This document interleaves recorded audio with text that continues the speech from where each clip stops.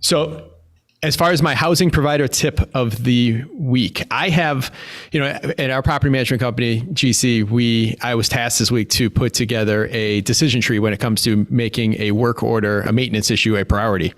And, it's basically a series of questions. Yes, no. I love flow charts. Anyone that's ever does lucid charts out there, you know what I mean? It's fun. But I love doing workflow charts. And, there's a lot of things that if maybe you're a newer landlord or you haven't been doing it long, but there's a lot of things that as a landlord, you're supposed to be responsive. And there's certain things that are urgent. We found sometimes there's an electrical issue. And if we don't have all the information, there could be a lady that has her oxygen hooked up to that room in that room. Even though we're thinking it's only one room, we'll figure it out next week.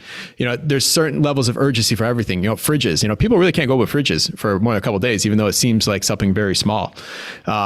People, some of our senior residents, AC, those, for someone that it works all day and is only dealing with it, they can deal with it for a day, but a senior might not be able to go out without AC for overnight. So understanding the level of priority when a work order comes in for you is very important. And as a landlord, you're expected to be responsive. And even the small things, keep in mind, a tenant will get annoyed that if it's a week, 2 weeks, 3 weeks, or maybe there's 3 or 4 small things that are piling up, they're going to get annoyed or frustrated with you. That could potentially cause them to move out at the end of their term when you could have gotten another year or 2 out of them just because you didn't respond fast enough to a couple of small things. So keep it in mind, be responsive, understand what's urgent, what's not when it comes to your tenants requesting maintenance issues.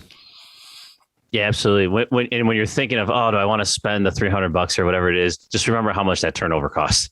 Oh yeah, no, that's true.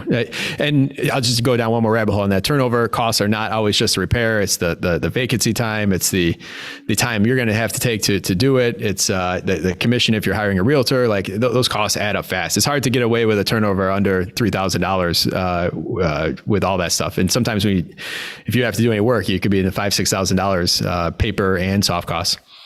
Yeah, your whole year of cash flow, boom, gone. Yes. Yep.